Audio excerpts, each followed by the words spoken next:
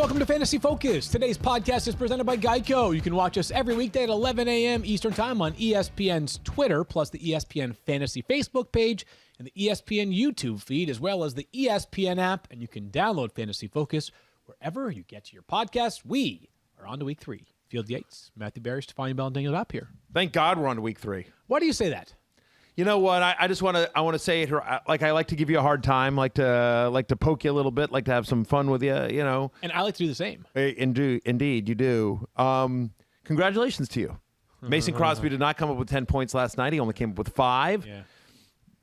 Daniel's crappy Detroit Lions could not get a stop. I called it. Could not get a stop except when the Packers were on their own side of the field. I said they were going to be too efficient, Matthew. I thought they could get at least 1 or 2 field goals. It is what it is. Like, what are you going to do? I mean, anyway, whatever. I came up 4 points short. I lost to Field Yates in the War Room League by 4 points. Despite having what I believe to be one of the better teams in that league. Well, this is a long season. I am 0-2. I'm 0-2 in that league, despite having like a really, like, you had a high score against me in week 1. Mina Kimes had a good score, a high score against me in week number 1, and of course Ryan Fitzpatrick was my quarterback, and he got injured in that game, and I lost to Mina by like 6 points or something like that. Boy, what long season? Long season. Here's what I take away from this. However. And I'm going to give this, and I think this is good advice for anyone that is 0-2 in a particular league. Right? Wine. Huh? I was thinking like drinking. Like, no. good advice if you're 0-2. Wine? I get it. Yeah, that was good. So this 16-team league, last year, I led wire to wire. I was the number one, and going into the playoffs, I was the number 1 seed. I had the highest points in the league. Okay. Lost in the first round. I played, Cam Akers. I had the second highest score in the first week of the playoffs, but lost because the guy played. The 8th seed, the person who ultimately ended up winning the War Room League last year. You're saying a lot of words for the team that scored more points than you. I'm just trying to figure out what the score is. Hang on. Okay, all right. The team that won the league last year started 1-3, snuck into the playoffs as the 8th seed on a tiebreaker, and ultimately ended up winning the league. Yeah. So all I'm saying is it's a long season, and that if you are 0-2, make no mistake, you don't have a lot of room for error. I need to win this week. 0-3 is not great. But, like, if you can get to 2-2, you're fine. Mm-hmm. You know what I mean? You're fine. So it's not time to panic just yet. It's not time to bail on your team. It's not time to blow everything up. It's not time to bail on this podcast any more than you normally would. We're going to recap Monday Night Football. We're also going to talk about injury updates that you want to get. I just want to say really quickly, I want to give a quick shout out to our buddy Scott Rankin, who is the author of the book Nixia. He's a fan of the podcast, listening to the show. Yeah, Scott was up by 63 points heading into Monday Night Football with Jamal Williams yet to play, and he played against Aaron Rodgers and Aaron Jones. Up 63 with Jamal Williams. He lost his matchup. That's just fantasy heartbreak right there, man. Right there. So why don't we get right into it then? Why don't we take that to recap our Monday Night Football game? Of course, the Packers get their first win of the season. 35-17 is the final. I would think through 2 weeks, the most predictable thing in the NFL was that Aaron Rodgers, coming off of a dud in week 1, was going crazy in week 2. We talked about this last week. Like, put it in stone. I said, take the over. He was my number 4 quarterback end of the week. He was on the love list. You know what's ironic though? He went under. He went under. It was 300 passing yards, right? He actually went under, which just goes to show why you should only gamble for entertainment purposes only. But anyway, like, I think we all lost that red zone question, right? I think we exactly. And so, not me. I'm not on the show. Don't worry about it. No, that's a good point. You were not. Change that. No, we're not going to change that. I don't think so. Absolutely I don't think so. Listen. It's the one reprieve that Matthew has from me in his daily life at fantasy. That's factually correct. All right. So Aaron Rodgers. I'm just saying, I put Daniel Dopp on we were on ESPN, the fantasy show was on ESPN television. We put Daniel Dopp on the show. The next year we were on ESPN Plus. Yeah. So you guys can streaming master. Streaming master. I'm just saying. The dots there. So Aaron Rodgers has another wonderful game, 26.8 fantasy points, and probably a reminder that Aaron Rodgers may have one game all season, where you regret starting him. It was week 1. Better days. We're ahead. Last night was a great night. Feel confident in Aaron Rodgers going forward. I want to take a minute, though. Let's you know what's crazy is, like, he left points on the board. like a couple times he had Marquez Valdez-Scantling, who was my long shot on Fantasy Football Now, and like they took a couple shots to him, and if he connects on any one of those, his night looks even better. Yeah, you'll feel okay, though, with 27 fantasy points for Rodgers. Great. But right now, what I want to do, Matthew, is I want to grab this bottle of Body Armor water that I have in my hand, and I want to pour one out for all those out there that were facing Aaron Jones, and they had a substantial lead going into last night. Or we can toast to you, the people who needed the Monday Night Miracle, and they got it in the form of Aaron Jones, who had not 1, not 2, not 3, but 4 touchdowns, Matthew. He had 6 catches. He had 115 total yards. He played 42 snaps to A.J. Dillon's just 18. This is the 4th time Aaron Jones has had 40-plus fantasy points in his career. This is just his 5th season, and he wasn't even a starter for the beginning portion of his career. Shout out you, Aaron Jones, for winning a bunch of people a matchup last night. I'm going to give a shout out here, too. So I asked everyone, like, send me your best Monday Night Miracles, and I got a ton of them. And one guy reached out to me on Instagram, at Matthew Berry TMR, at Jacob Bolmos. Jacob, B-L-E-M-O-S. Anyway, he was down 130 to 31. He was down 99 points going into Monday Night Football. He had Aaron Rodgers. That wins. Aaron Jones. Wow. DeAndre Swift. And T.J. Hockenson. Good. Nice. He ended up winning by 3 points. Good for him. That That's is be amazing. So gratifying right there. Yeah, But most importantly, or 4 points, actually. I should take it back. So he won by 4 points, like down 99 and ended up putting up 103. That is a true Monday Night Miracle. He needed all 4 guys to hit. All 4 guys did. Swift didn't get it a lot until some junk time late. But it all counts. Junk time it does all count. counts. So, yes, Monday Night Miracles, never give up, never say die. Aaron Jones, this is what happens, Field Yates, when you hashtag free Aaron Jones.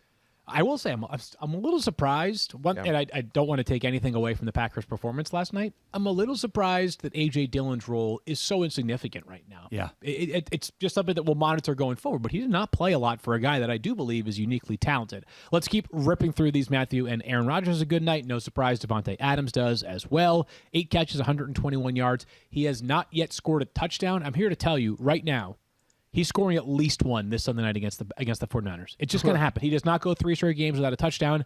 Ticket to the bank. Devontae Adams is scoring on Sunday night. Big Bob Tonyan scores his first touchdown of the season. 3 catches, 52 yards.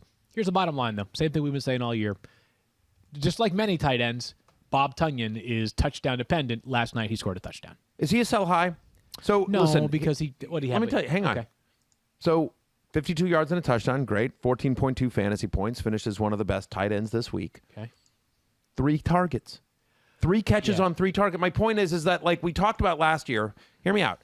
Last year we talked about, hey, there's no way this scoring pace can continue. There's no way that, he's going to regress to the mean. Like, he's just not getting nearly enough volume to sustain the kind of touchdown production level he's getting. And yet here it is, once again, literally on 3 targets, he has another very productive fantasy game. Is he just one of these crazy efficient guys that Rodgers is always going to look for if Adams is covered in the end zone, in the red zone, or the gold zone, as that came up on the show on the broadcast last night?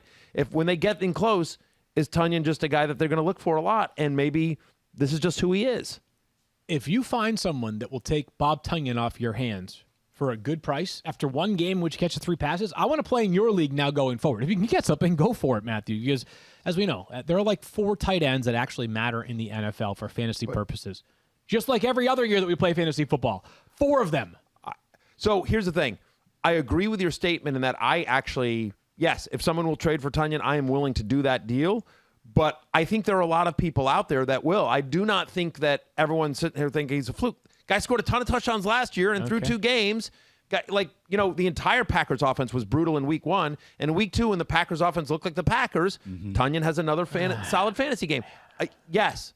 I'll answer my own question. He's a sell high. Okay. I think you find the Packers fan in your league and you try to put a package deal together with Robert Tonyan and another player to do an increase at a position that you need, and you wash your hands of it, and everybody wins. Potentially Bingo. Somebody with a mullet as well, Bango. because Tonyan's flirting with a mullet in that headshot we have up there on the screen. Yeah. Matthew mentioned that DeAndre Swift had 11.8 fantasy points. Yeah, you kind of are. Baby? How you doing? Because it's shorter on the top and good to longer see on the you. bottom. Oh, I guess I don't know. Technically, I have yours nothing on the is top. short. Yeah, but And technically I have it's something shorter on the bottom. So right, sure, I suppose technically shorter. I have an old man mullet. Yes. Is that what this is? Old man mullet? Grandpa mullet. Grandpa mullet? Is there like a name for a senior mullet? There's got to be a name out there. Something Someone go on like that. Wikipedia and figure out Listen. what the term is for a grandpa mullet. I will say this. Grandpa Mullet sounds like a cartoon show on Cartoon. Sounds like a crappy band that you've never heard of, Matthew Barry. Grandpa Mullet? Grandpa Mullet sounds like a crappy band you never heard of, or sounds like an obscure Adult Swim show. Yeah, at 2 a.m. At 2 a.m. Absolutely. Either that or a puppet on the new fantasy, the new ESPN Plus fantasy show. I don't know. There's probably a few different ways that you could figure out a concept. We've been there for 5 years.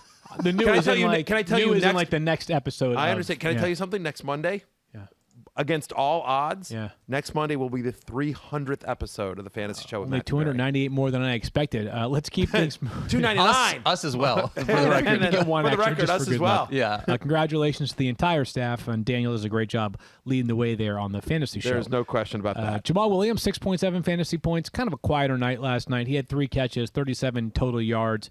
He did start the game again for Detroit, but pretty clear that DeAndre Swift is the running back that you want to have on your roster. TJ Hockenson was awesome last night. 8 catches on 9 targets for 66 yards and a touchdown. I mentioned how there's like 4 tight ends that matter right now in fantasy.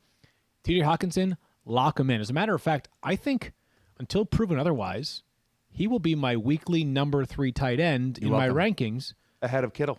Not even close. I think Kittle's like 8 for me this week. I called that just for the record. I said that last week. Right. Weird, Daniel, that you were able to make it back from Green Bay in time for the show today. It's almost like I knew that TJ Hockenson was going to have a good game this week. Going into the season, I had Hockenson as my tight end 4. Yeah. Like I had Kittle at 3. I'll own that, obviously. But I had Hockenson at 4, and people were like, whoa, ahead of Andrews, ahead of Kyle Pitts. I saw a lot of people that had Kyle Pitts at 4, and people were like, you're crazy. That offense is going to be brutal, and he's not going to get nearly the volume you think he is. And like that first part is true. The offense is brutal, but he is going to get the volume because he's the only good pass catcher there right now. Weirdly disagree. I actually think the offense is much more. I don't think it's a great offense by any stretch of the means. I think it's a functional offense. Sure. So I don't think it's the worst offense in the NFL. I'll put it that way. No, I don't think so either. The Jets are staring at you right now saying Jaguars have been brutal for 2 games. It's not super fantasy friendly though because it's not very explosive. It's a lot of running. It's a lot of short passes. Yeah. That's the only thing. But yes, it is a functional NFL offense. They are the equivalent of my haircut. Yeah. Doing the best they can with what little they have to work with. Wow, that was I'll tell you what though, I would love to see. I mean, I wouldn't love it for Lions fans. This won't happen for a long time. Or maybe it'll happen just in Detroit. TJ Hockenson in a friendlier fantasy offense would put up wild numbers. Like massive he could numbers. Be absolutely incredible in a different offense. He is a very, very good player. Last thing here, really quickly, Matthew. Quintus Cephus, buy or sell. He had 4 catches last night, 63 yards, and a touchdown. Back-to-back games with the score, but are you really investing something into Quintus Cephus? I think he should make your waiver wire column. Did he? Really? He did not. No. 7 targets in 2 straight games. Yeah. It's a team that's going to throw, right? We agree on that. We're going to throw. And we talked about the fact that none of these wide receivers have really emerged. Feels like he sort of had. Now, when Tyrell Williams comes back, does he continue to get that? But listen, let me put it this way. He'll be picked up in the War Room League this week. Maybe. He's the number 1 at the moment. He's the number 1 wide receiver on an offense. Right. I'm not right. Sure I mean, like he scored in back-to-back weeks. I think he's talented. Like I mean, like we joked about this in the preseason, right? But there was a training camp photo that got a lot of buzz, went viral on social media, which was very much like the Odell Beckham catch. Basically, a high in the air, one-handed kind of impossible catch. Oh, careful! I don't want you to hurt yourself, Matthew. You don't need to reenact it. All right, Daniel, why don't you do it? Why don't you reenact it? Right, like exactly like that. Exactly. Yeah. I was worried about your old man. Yeah, I appreciate that. Anyway, my point is, but the athletic skill it takes to make a catch like that tells you something. Yeah, I know. But I'm talking myself into him a little bit. Okay, that's fine. I'm gonna give it one more week before I buy into it. One more week. I'm just saying.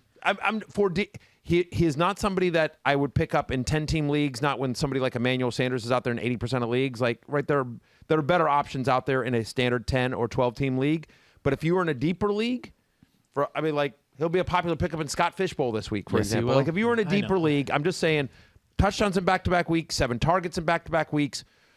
I do think that he has some legit talent, and I do think this is an offense that's going to need to throw a lot more often than they want to. I will evaluate this for one more week before potentially having him on the Week 4 waiver wire column. And with that, we wrap up Monday Night Football, and we turn to Stephania, the real star of the show, as we begin our injury updates. And Stephania, teams don't have to label a player as questionable, doubtful, or good to go until Friday. Yet John Gruden did us all a favor and got way ahead of the curve on a couple of his offensive stars. Yeah, he's already talking about Josh Jacobs as very questionable. Josh Jacobs obviously missed this game because of toe and ankle injuries, and I thought the way he leaned on the very questionable makes it sound like Josh Jacobs could be absent this week. Derek Carr, questionable on the side of maybe leaning towards he will play. If you saw Derek Carr went down briefly because of his ankle, the team got very nervous. He was able to walk off, had it looked at, did have an MRI. This is the same ankle he had surgery on in 2016, but it sounds like as of this point, John Gruden expects that Derek Carr will take the field. All right, so good news for Derek Carr, less good news for Josh Jacobs. Matthew, last week when we were talking about Kenyon Drake versus Peyton Barber, I was right. Interesting. I think we agreed. I think my exact analysis was you could. You liked Kenyon Drake. You were more positive on him than I was. You thought he was going to. You thought there was some between 12 and 15 fantasy points, right? That's what I said. I don't think so. I will literally tell you it was 12 to 15 fantasy points. We can go back and check the tape if we check must. the tape. I demand to check the tape. I said, hey, I demand tape I checking. expect between 12 and 15 fantasy points. Where did he end up with this past week? He ended up with 10.5 fantasy points. So I was wrong. Was that right? 10.5? That feels like less than what he ended up getting. But anyways. He was bad. Kenyon Drake? Kenyon Drake was bad. He was fine. 10 and a half fantasy points. For your starting running back? Yeah, versus against one of the best defenses in the NFL. I understand. Yeah, that's fine. That's fine. 12 points. 12 fantasy points versus 10.5 fantasy points in back-to-back weeks for Kenyon Drake. That's a win for me. Yeah. So, but anyways, the point is, I expect the same thing usage-wise this week, right? Kenyon Drake. This I would agree with. If you had to play, if you're starting a Raiders running back, you're starting Kenyon Drake over Peyton Barber. But again, they like Peyton Barber. I expect Peyton Barber, not Kenyon Drake, will get any short yardage goal line. Drake got him last week. I understand. Peyton Barber just got there. Kenyon Drake led the NFL in goal-to-goal carries last year. He did. And he was so good at it, Arizona said goodbye. Okay, Peyton Barber was so good at it, and he's been so good at it that he's been cut like 9 times. Peyton Barber is not good at football. I am with you, brother. I did not want him as part of the Washington football team. I was happy when they released him because of the emergence of Jared Patterson. But just because I don't think Peyton Barber is all that good at football, and just because you don't think Peyton Barber is all that good at football, it doesn't matter what either of us think. It matters what John Gruden thinks. Right. So the Raiders paid Kenyon Drake $13.5 million. They're paying Peyton Barber less than $1 million. We're not really going to have this argument based on what the front office of the Raiders is doing. Are we? I just feel like you're changing. You're moving the goalpost here every time. I'm not moving any goalposts. The bottom line is, I'll take Kenyon Drake. The goalposts are the same. I don't think Kenyon Drake is particularly good. Wow. There. I mean, I don't think he's like fantasy-wise. I just don't think. I'm like, whatever. Stephania, I'm just saying, I think that offensive line, we are talking from a fantasy point of view here, and I think Kenyon Drake was overpaid. I think that was a terrible contract by the Raiders. I think it was a poor use of resources by that organization. And I think that fantasy-wise, why do you hate the Kenyon Raiders? Drake. Wow. Jeez. I love the Raiders. Taking the Raiders. I love the Raiders. Raiders are 2-0. Love the Raiders. What would you Darren Waller is one of 2-0? my favorite players in the NFL. Absolutely love the Raiders. Raiders. But I think in that particular case, I stand by my statement that was a bad contract for Kenyon Drake, considering the other needs of that team. And I will also say this, Field Yates, how long has Kenyon Drake been in the NFL? 5 years? This would be, I believe, he had a 4-year contract, 5. This is his 6th season in the NFL. His 6th season in the NFL. Yeah. He has been fantasy relevant for, I want to say, 8 games of that 6-year career. 8 games. He had a half season with Arizona where he was magical. And honestly, if you go back and look at the games... Hang on. Bless you, but your timing is impeccable. That, I think that means that's a hard out. I'm not getting off this bandwagon. I'm sorry, guys. Okay, there's a few other things to talk about. No, I've been attacked on this. I'm going to defend myself. Okay. Here's the thing. Okay. Listen, Kenyon Drake's been good for 8 games. And in those 8 games, go back and look at the game in terms of fantasy. This is a fantasy podcast. In terms of those 8 games, he was actually good for 4 of them. Go back and look at the numbers. He had 4 monster games during that 8-game stretch and 4 games that were like, whatever. And my point is, yes, he was one of the league leaders in goal-to-go carries last year. That is absolutely correct for the Arizona Cardinals. And you know what? He failed to convert them at a spectacular rate. Wow, he was not good for fantasy last year. Anyone that drafted Kenyon Drake last year is sitting there at home nodding their head going, yes, he was a disappointment. I wish I did not use whatever draft pick I used on him. He was like a top 15 back last year for pretty much everyone but me. I was just like, why are we on a Kenyon Drake on such a small sample size? But people love them some Kenyon Drake, like you. I don't get it either. All I'm saying is the fact that it's a conversation between Kenyon Drake or Peyton Barber should tell you all you need to know about Kenyon Drake. It's not. This is an avoid. This is an avoid against the.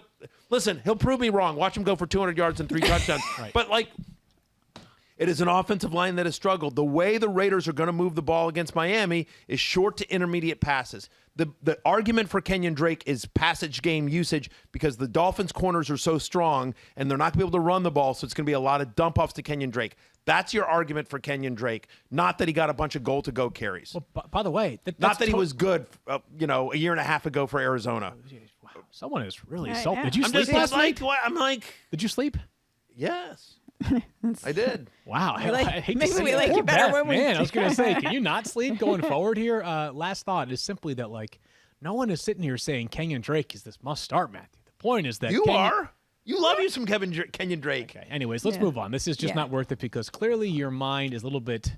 It's like a pretzel right now. Stephania, let's keep moving things forward here. Let's go to Los Angeles, where Darrell Henderson. If by a pretzel you mean it is soft and covered in salt, then yes, you are correct. My brain so Darrell Henderson is a little bit better than Kenyon Drake, a little bit, I think. What's his status with his ribs? Yeah, I think this one is more questionable. Sean McVay seems to be always optimistic when it comes to injury situations, and yesterday informed the media that Darrell Henderson is dealing with a rib cartilage injury. You may recall yesterday I talked on the podcast about how rib cartilage injuries can be very, very painful, sometimes worse than a rib fracture in terms of how limiting they are. And Sean McVay said he's questionable. They're going to rest him during the week, evaluate him again on Friday. I think his quote was, if the pain subsides, then we will be confident to be able to utilize him.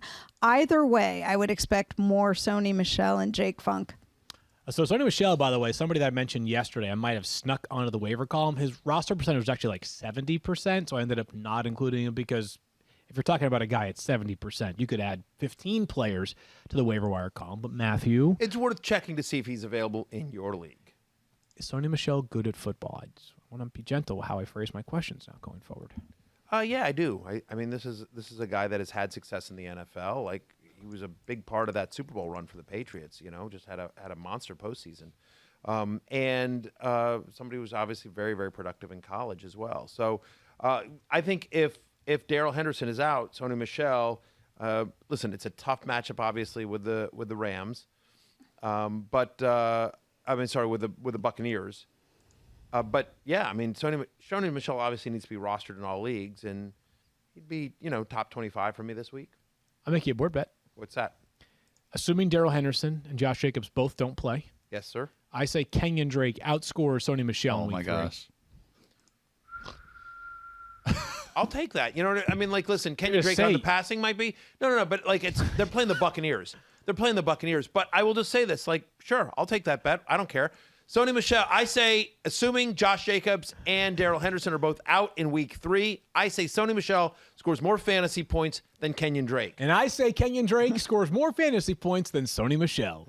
Put it on the board. Put it on the board. All right, we move forward here to the 49ers running back, Stephania, and there are a lot of them that are banged up. Yes, virtually all of them. As we know, Raheem Mostert done for the year. Jermichael Hasty injured in this game. Kyle Shanahan saying yesterday he has a high ankle sprain and he will be out for a while. Assume that is a multi-week injury, so loss of James Hasty.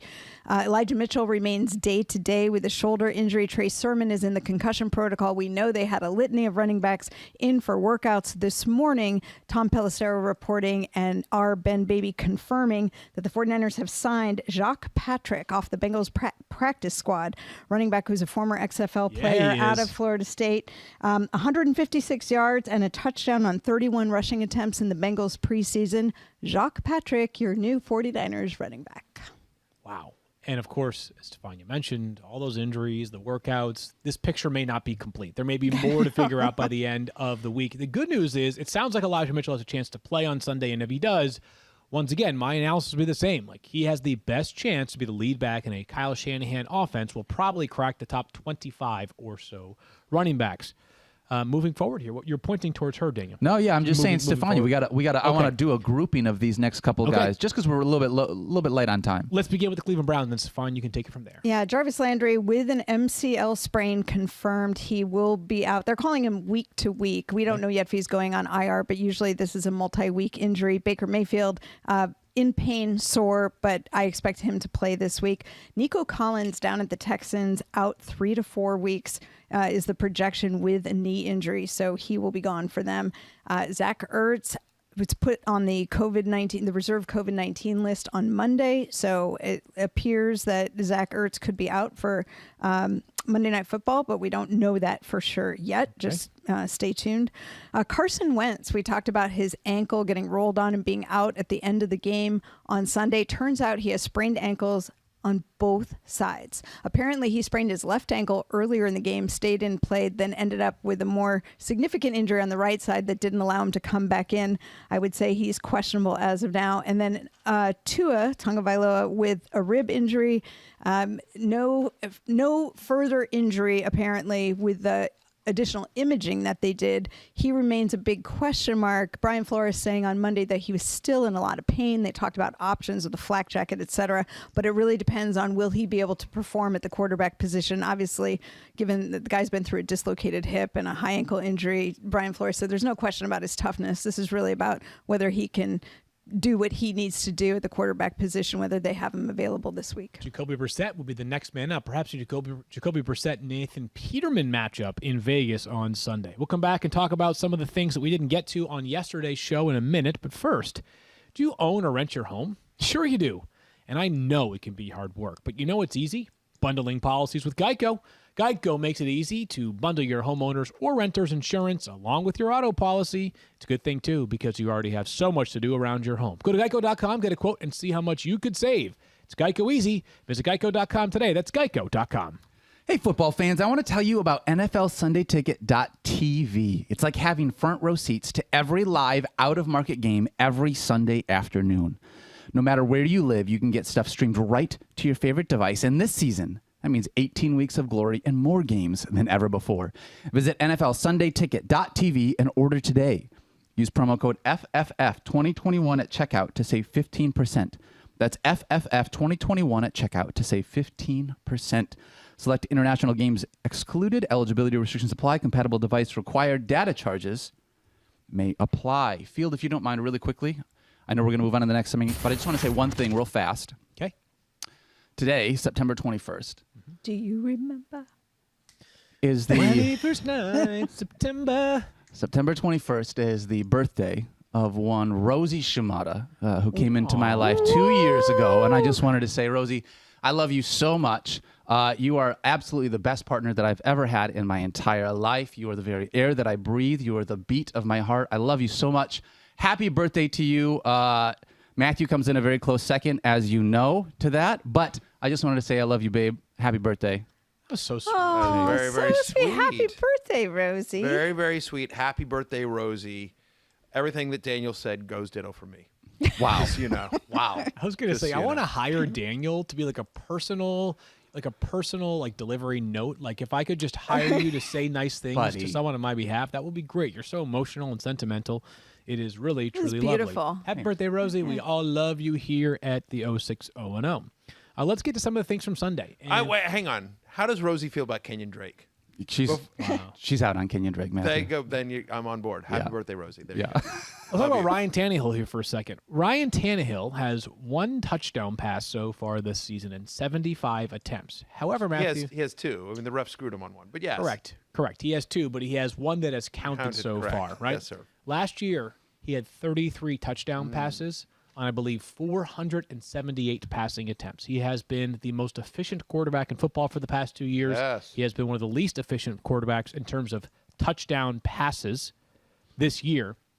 And better days I'm convinced this one's a better days ahead thing. I think people are starting to get nervous about Ryan Tannehill. I'm starting to feel like better days are definitely ahead for Ryan Tannehill. I'll point specifically to the second half against the Seahawks, a defense that looked pretty good in week one and looked pretty good for the first half. The Titans got to go in. They found their mojo. You have to pound the rock with Derrick Henry. I think a big day is ahead for Ryan Tannehill, who plays the Colts potentially without Carson Wentz on Sunday. I know people are frustrated. I understand if you're looking to the waiver wire, if you've been rolling with Ryan Tannehill. I think better days are ahead here for Tanny. I do too. I think he's been too good for too long. I mean, it wasn't just last year, but it's basically ever since he took over from Marcus Mariota. And I get it, right? No Arthur Smith there. They have a new offensive coordinator, but it's basically the same playbook. They're trying to work Julio Jones in. They've had 2 tough matchups. Playing at Seattle, not an easy place to play. And yet he still put up over 400 yards. Derrick Henry went nuts. Like, that's going to happen. There's going to be those 3-touchdown crazy Derrick Henry type games. But I agree with you. I am willing to bet on Ryan Tannehill than against him. I'm staying the course, and if he's available for cheap, I don't mind a flyer. And I feel the exact same way about A.J. Brown, by the way, his top wide receiver who had a bad drop on Sunday. He's been a little bit less consistent so far this year. The good news is he's still A.J. Brown. He's still an otherworldly talent. The Titans are going to have favorable looks. He does have 3 end zone targets already this year. He had 6 in the entire 2020 season, Matthew. It stinks. This is one where we have to say the time-tested phrase, ride the wave here with A.J. Brown. Where it gets more interesting to me is for a player in Kansas City and Clyde Edwards-Helaire.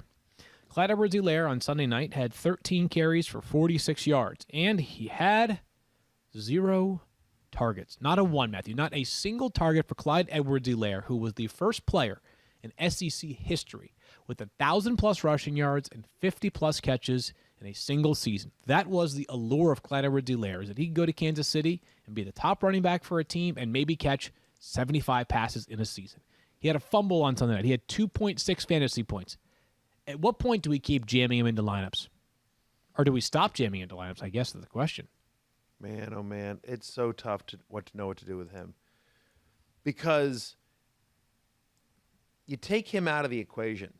Literally just say, starting running back for the Kansas City Chiefs, starting running back for Andy Reid, should be fantasy relevant. I mean, like, you think about Sharkhandrick West. You think about, I'm trying to think of some of the other, like, obscure guys, that like Spencer Ware. Yeah. I mean, Spencer lesser Ware, talents have had much lesser talents. Days, yeah. Much lesser talents. Sharkhandrick West he went to Abilene Christian. I don't know where Spencer Ware went to college. Went to LSU. Okay, there you go. All right, so he went to LSU, but so did Clyde Edwards-Helaire. He did, yeah. I mean, like, so Clyde Edwards-Helaire came in with all sorts of accolades, and I don't know if it's him or it's just the offense is so good that they don't need him or whatever, but, like, that's a bad fumble. He has not been productive on the field. They've been able to win without him, not because of him, and just from a confidence level in terms of the coaching staff, I don't know about the player, but, like, he had one job. I mean, so if for people who are watching at home, Field, if you want to, like, so someone tweeted yesterday, Carl Jr., I've been diagnosed with CEH. At Carl Jr., yeah. It's where I have the RB1, the top scoring offense in the NFL, but don't get any points. Side effects include losing my bleep. Yeah, exactly. So, and I put this on my Instagram as well. Can I ask this then? Yeah, go ahead. Is Clyde Edwards-Helaire, he's not a drop, can't drop him, because it's not like he's ceding carries or snaps in a significant way to other Chiefs running backs. Darrell Williams did score a touchdown on Sunday night, but that was a short yardage situation. That's not new, right? We know CEH has not been getting the goal line work. He's not a drop yet, though. But have we already gotten to the point, is he Brandon Ayuk, where you're not playing him until he earns his way back into your lineup? I think that's a great call, actually. I actually think Brandon Ayuk is a great call. Yes. The upside is he's the starting running back for one of the best offenses in football. I think you can't drop him. The two things I would say is that I agree with you. I'm not starting him until we see at least something out of him. What is he like? I know it's so hard, though, is like you go to running backs and you're like, I'm not starting him. And then you're like, oh, my God, I'm starting, I don't know, like Samaje Perine this week over him. Yeah, I mean, that's obviously exaggerating. But they're playing the Chargers this week. That just got run all over by both Ezekiel Elliott and Tony Pollard. And by the way, Gibson had a good game against them in week 1. Let me give you like 2 or 3 names. But I will say this. I also think, again, deeper league, Darrell Williams is a sneaky pickup. Like, they like Darrell Williams. I know, but I do feel like as long as CEH is healthy, they're going to continue to give him the bulk of the snaps. It's just that the meaningful snaps near the goal line are gone. Yep. The passing game usage is not significant. Correct. And he doesn't have explosive plays. He has no runs of 10-plus yards this year. The graphic just flashed. His last run of 20-plus yards was before Halloween last year. Yeah. Like almost a year ago. Basically, the ingredients that we throw into the mix to create an RB1 or even an RB2 are largely lacking with CEH right now. Here are a couple names that I'm just thinking about off the top of my head. Like somebody, as an example. This would be a good place for a name game, Daniel. Yeah, I understand that. But here's an example of somebody. Yeah. James White's got 12 catches so far this season. If you had James White and CEH for your final running back spot, who are you playing this weekend? I'm probably still going CEH and hating myself for it. But I get it. How about Tony Pollard or CEH this weekend? Tony Pollard.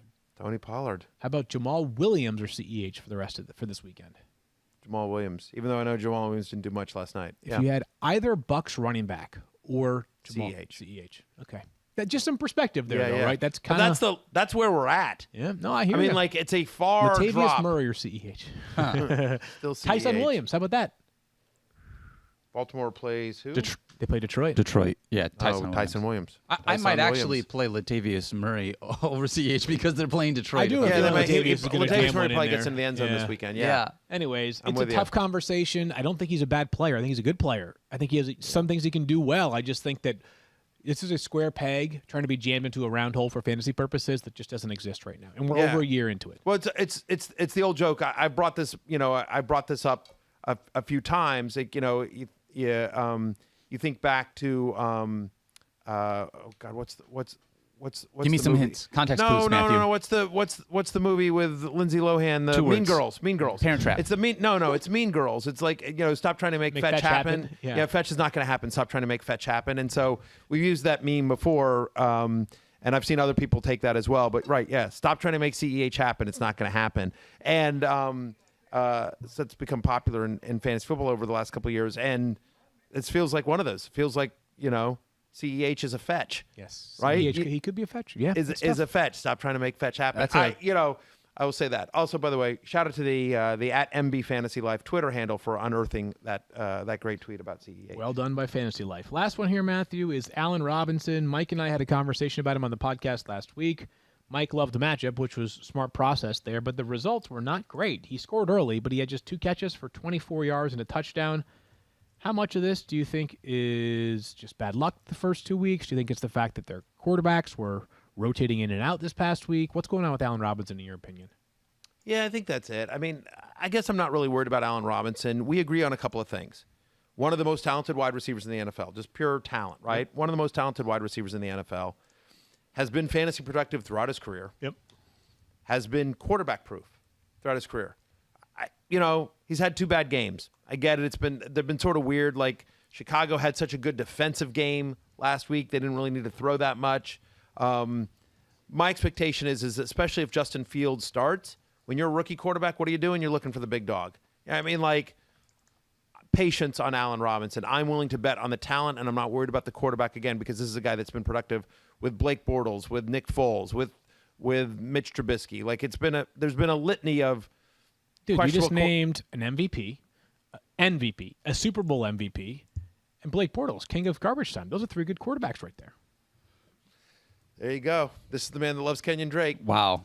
I got a quick question. Yeah. From that standpoint, we were talking about guys with slow starts, right? We mentioned A.J. Brown earlier. Yeah. We just mentioned Allen Robinson. Are either of these guys... And my fantasy team. And your fantasy team. In the War Room League, yeah. Are either of these guys that right now after week 2... Buy low. That you're trying to maybe put in an offer? Because season long, we know that these guys are going to be great. This is a crazy example, but like Tyler Lockett has been unreal. Efficiency is off the charts.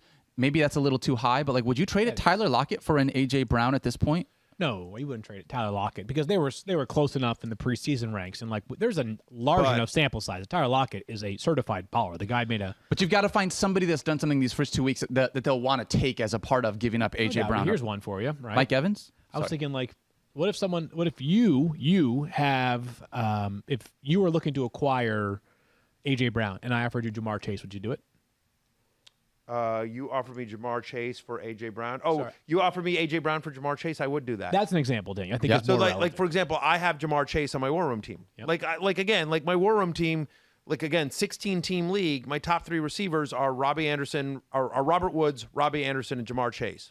Like, I like those guys in a 16-team league. Yeah. Right? I mean, like I have Joe Mixon and Damian Harris. I have Travis Kelce. Like, it's a good team for a 16-team league. All I'm saying is it's only 2 weeks, and these guys are still superstars. We love them. So, I'm just saying. The answer is I will violent. offer up Jamar Chase for those guys. If anyone in the War Room League is listening and has A.J. Brown or Allen Robinson, sure no one in the War Room League listens to this podcast. I have Allen Robinson.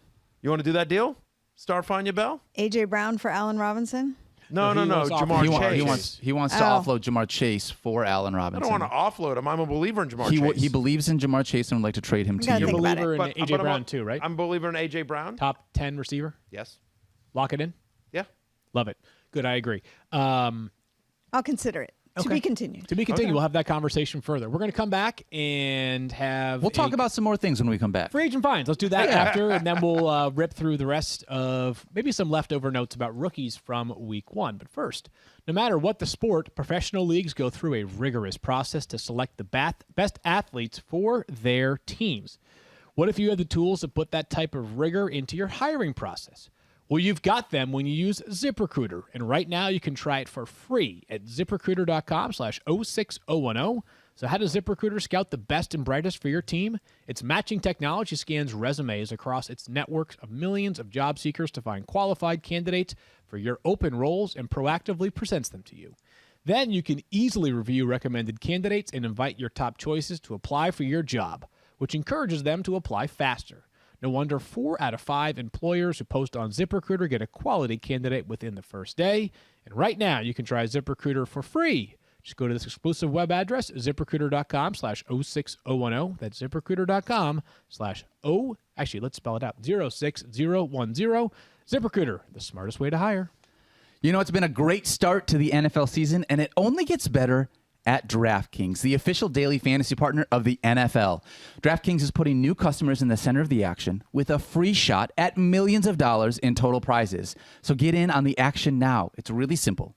You just pick your lineup, stay under the salary cap, and see how your team stacks up against the competition. Feel the NFL action like never before with a free shot at millions of dollars in total prizes. DraftKings is safe, secure, and reliable, and the best part is you can deposit and withdraw your cash whenever you want. Download the DraftKings app now and use code FFF. This week, new customers can get a free shot at millions of dollars in total prizes. Enter the code FFF to get a free shot at millions in total prizes with your first deposit. That's code FFF only at DraftKings, the official daily fantasy partner of the NFL. Minimum $5 deposit required. Eligibility restrictions apply. See DraftKings.com for details. And Field, we are now going to say goodbye to the next team in the Fantasy Focus Survivor League with Week 2 in the books. This week, Daniel Dopp. Doop? Daniel Dopp has unfortunately failed to move on to the next week after starting a lineup that included Dak Prescott scoring less than 10 points. Ouch. Jonathan Taylor scoring less than 7 points. Couldn't get in the end zone. Amari Cooper less than 5.5 points. That one hurts. Melvin Gordon less than 10 points. Devontae Smith 3.6. But you know what? If only this person had started Quintez Cephus, which is sitting on their bench, he would have been moving on to week 3. But no, couldn't play Quintez Cephus. Anybody else notice that you said Caps 5 music players that that didn't kills score me. 10 fantasy points? You know who did last week, right? Who? Kenyon Drake had over 10 fantasy points. Wow, you could add any of those guys, right? Boom. Yeah. All I'm going to say really quickly is it's been a tough week. Wow, that's messed up. Make sure you watch the video for this little graphic here. Daniel Dopp, week 1 to week 2. I love the week 1 to week 2. It's crazy how TJ Hockenson has just joined our podcast. It's incredible. If you want to see more TJ Hockenson and you want to hear more about free agent fines, we're going to talk about that here in a second. But also, this is this is like the. This is Hunger Games. It's like a tribute. This is Hunger Games. It's a tribute to Daniel Dopp, Folder Soldier. What is that? That's what it is. The tribute. Yeah, the tribute. Yeah. But seriously, the taps music and the background it's the best. But I think the important so I mean, 18-team league now down to 16 as Daniel Dopp joins the ranks of the fallen. The second highest scoring team last week. I know. Lowest scoring team this week. It's just that's fantasy football. That's these survivor type leagues that is so fun. You know, you sweat them out. But I think you can take solace in the fact, Daniel Dopp, that at least you beat Ed Eck. That's true. That's At true. least he beat Ed Eck. Ed It's Eck, worth. coordinating producer of the Fantasy Show on ESPN Plus, a new episode Right. of the noted Fantasy Show. expert Ed Eck, by Yeah, the way. famously One of the not better an minds. expert. Yes. Yeah. I'm just glad you took one for the team because Right, my 'cause team it was didn't close. perform that well either. Yeah, Stephania had to eke one out there. But yeah, noted fantasy expert Ed Eck, and noted by noted, I mean he tells you that he's a fantasy Yes, expert. he does. But Yes, he does. The scoreboard says differently.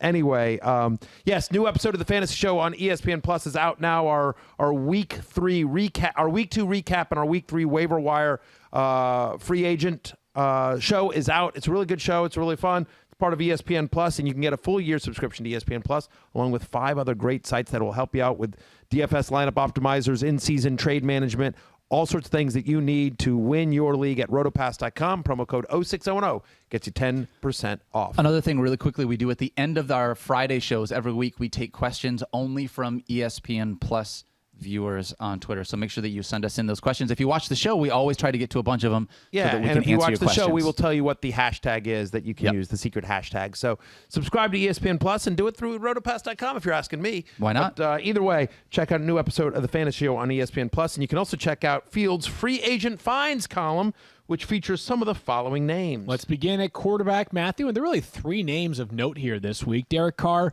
who has been great the first 2 games for the Las Vegas Raiders. He was 20 at 24.2 fantasy points in week 2. He was quarterback 7 on the week. He is dealing with that ankle issue that Stephania brought up at the beginning of the show. I do believe he has a tough matchup this week in the Miami Dolphins. But if you look, I mean, just the numbers sort of tell you the story here with Derek Carr. He has been rock solid. If you're looking for somebody to potentially replace, as we mentioned earlier on in the show, someone like Ryan Fitzpatrick, if you went with a Matt Ryan as you waited a long time in your draft, I think Derek Carr is a name to consider adding. As I said yesterday, it's still going to be hard for me to find room for him in anything smaller than a 12-team league. And even a 12-team league is a close call for me. But still, he's been so good, he deserves to be mentioned. Justin Fields should be mentioned as well. And as you heard earlier in the show, expected to play. Yes, So expected to play. yeah. Yep. We'll see whether Justin Fields is a starter for the Chicago Bears this week. Sounds like Andy Dalton still has at least a chance. Matt Nagy also made it very clear yesterday, if Andy Dalton is healthy, he's our starter. So Justin Fields would probably have to, A, be the starter this week. I'm going to come to Stephania in 1 second. And B, be the starter and play really well to keep that job. Like, he can't go out there and have like 163 yards passing on 58% completion percentage and 2 turnovers and expect to stick around, right? Like, there are other quarterbacks. Zach Wilson's not going anywhere. Trevor Lawrence, Mac Jones, they're not going anywhere right now for their respective teams, no matter how they play.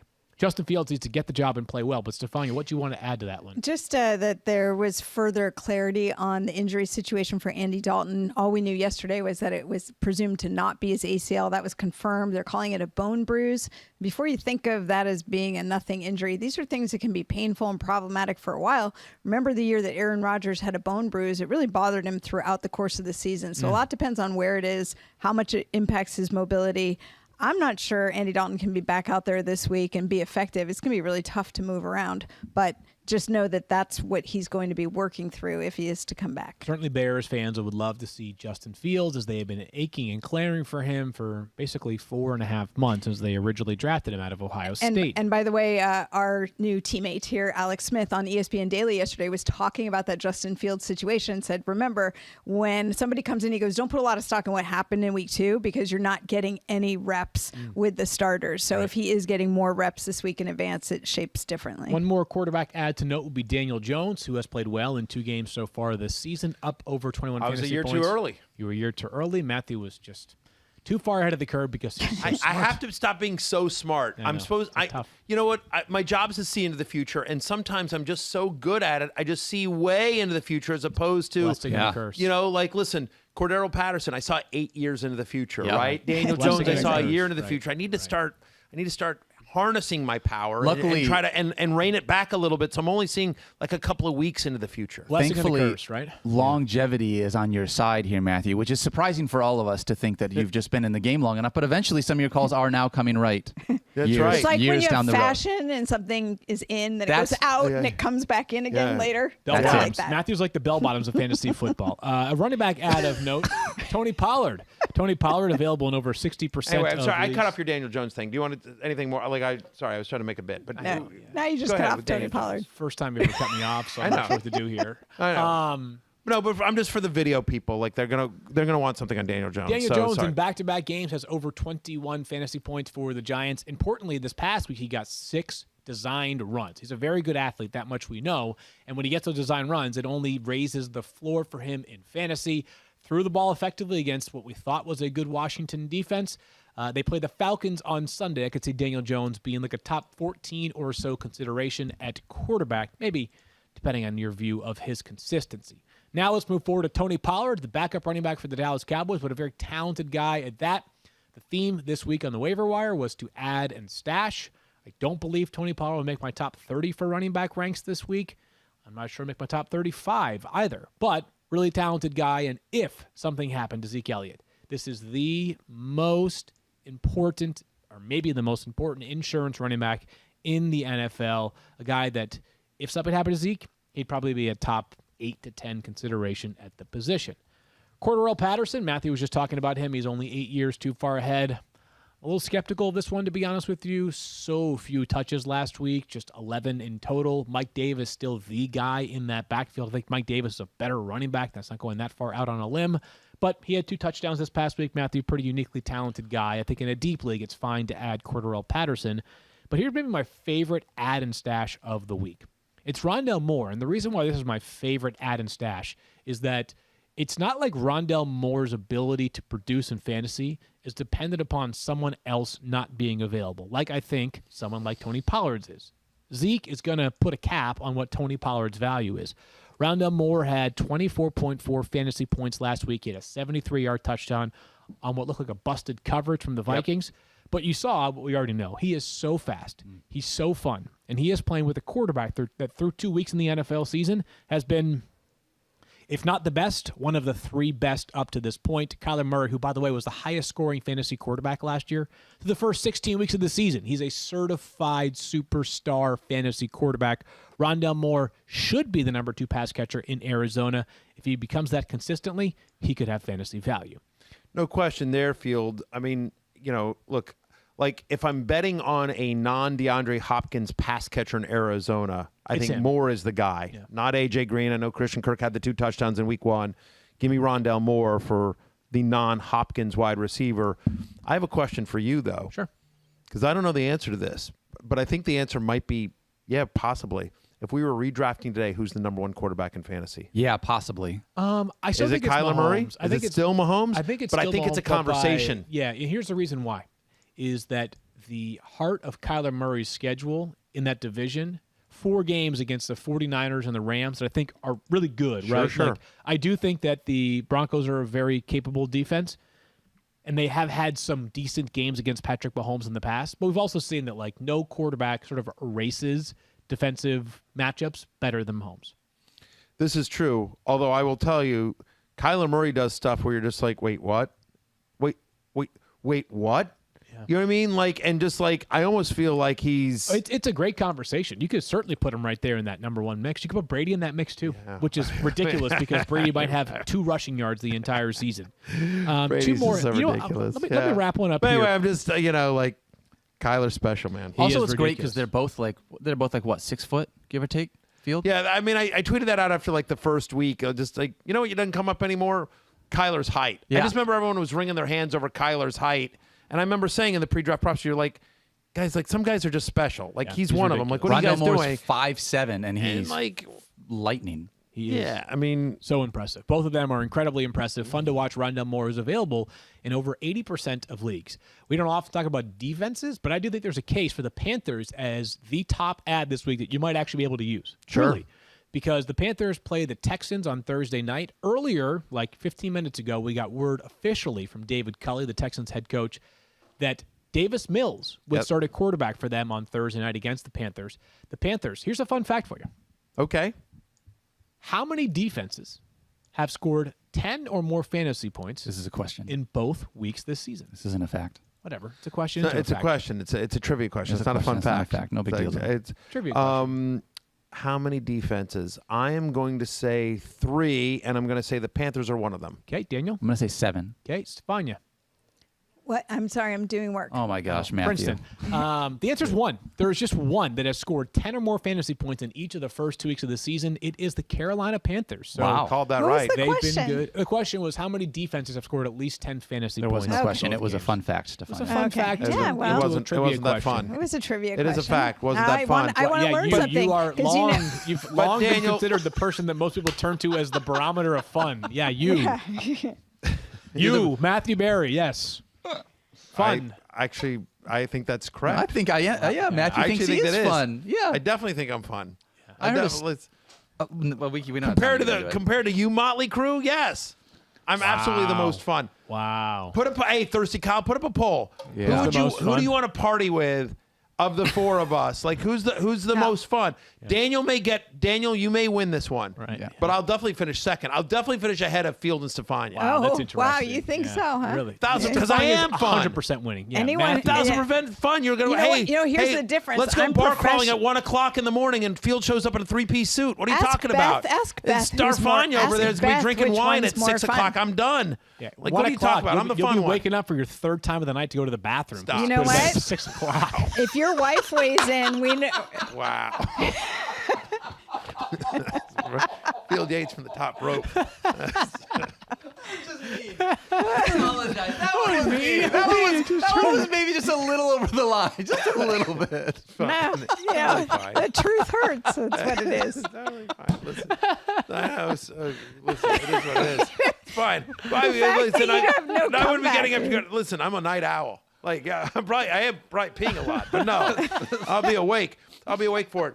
Here's what I'm going to say, though.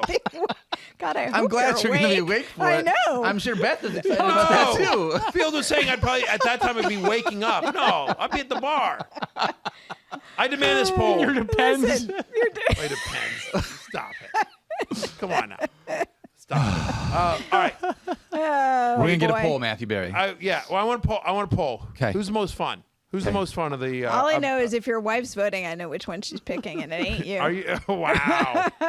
Wow. I'm not going to touch that one. I'm just going to move on very, very quickly here, and say. It's time for everything. Wow. Stefania joining in. Stefania woke up from what other work she was doing. I was just going to say, wasn't paying attention 5 minutes exactly. ago. Well. Stefania busy over there making car appointments or whatever. I don't know what she's doing over there. She's like, she's Yeah, filling I out don't tax do any returns or work, something whatever. like that. Yeah, exactly. Like it's fine. Yeah. We only ask you to pay attention for an hour a week, a day. What are you gonna do? I broke news on the show already today. What have you done? He showed up. I've I trashed shared the Drake. 49ers signing of a running back. Can I ask? I was going to break that news too. I saw it earlier. But Go no ahead. big deal. Knock yourself out. I want to What do ask we you a got? question, Matthew Stafford. Yeah. Matthew Berry. Sorry, I was in Yeah. dream I'm world. listening. With Will Fuller coming back to the team this week, Yes. Jalen Waddle has been a guy that I've been playing in the flex a fair amount without him being there, but that Dolphins offense looks pretty tough. I'm just curious when you look at it. I love Jalen Waddle. A couple rookies here that we actually like. We only got a few minutes left in the show, so I just wanted to bring it up. Are you starting any Dolphins wide receiver this week if you can help it? Do you think that there's No. Okay. Absolutely not. Especially because, by the way, it looks like it's more likely than not that Jacoby Brissett's going to start. And Yeah. So no. If I had to start one, I think I would start Waddle, just because I think he's got the best chance at breaking a long one for a touchdown. Yeah. Will Fuller first week back with the team. No. I think there are better bets than the Dolphins this week offensively. Okay. That's fair. In fact, I think ideally you're not starting any Dolphin, not even Gaskin. It's just not an offense that looks tough. particularly good right now. Yeah, Gaskin I have some hope for though, only because the rushing efficiency's been bad, but there's been enough passing game volume that I think things will look up for Gaskin in the future. Yes. The offensive line's super concerning though. Again, it's been just abysmal through 2 games thus far this regular season. Let's put a close on it, Daniel, because we we do. got Let's through do a it. lot of stuff, and Yeah. tomorrow we're coming back, and here's what we're going to do tomorrow is we're going to recap rankings. We're going to talk about some news as well, sort of turn the page officially into week 3. But in the meantime, as Matthew mentioned, there is a new episode of the Fantasy Show available on ESPN Plus. The waiver wire column is out. It is up, as I mentioned. Not exactly a sterling week for the waiver wire, but still there are some names that could help your roster at some point further down the line. The And week 2 ranks are up, I believe. Week Or they 3, will be yes. soon? Week 3. Sorry. Yeah. The ranks will be up soon. Yeah. Week 2 ranks also are available. Go back and look. See how he did. Go vote in the poll, too. Yeah, go vote. Definitely vote. Go. Follow This at has been a Fantasy fun show, Follow guys. at Fantasy Focus on Twitter and vote in the poll and vote for me. Vote with your heart. Vote with your conscience. Yeah. Okay. Don't Sure, vote need with many votes then, yeah. Just Yes. vote who you think would actually be the most fun to party with. And with that, we say goodbye for Matthew and Stephania and Daniel. I am Field. We're back tomorrow, same time, same place. We'll talk to you then. Peace out.